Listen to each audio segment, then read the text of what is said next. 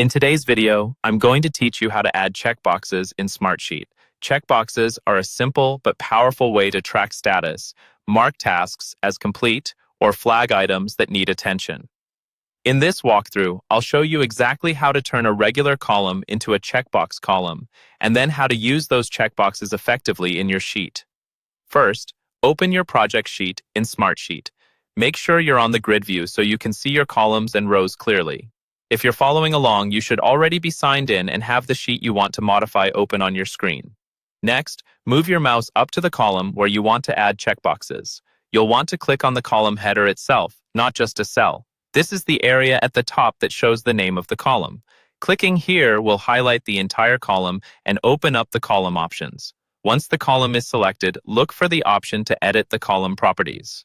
This usually appears as a small drop-down arrow or menu icon on the column header.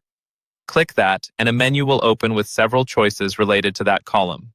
In that menu, find the option that lets you change the column type. Smartsheet supports different column types, such as text, date, drop-down, and so on. You want to choose the checkbox type. Go ahead and click on checkbox in that list. As soon as you select the checkbox type, Smartsheet will show you a preview of how the column will look.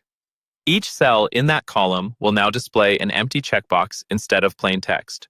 If you're happy with that change, confirm it by clicking the Apply or Save button in the Column Properties window. After you click Apply, your column is now officially a checkbox column.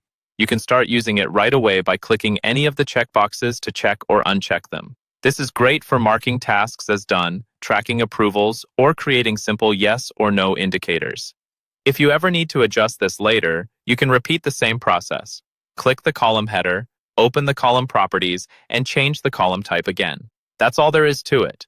You've successfully turned a regular column into a checkbox column in Smartsheet, and you're ready to start using it to better track and manage your work.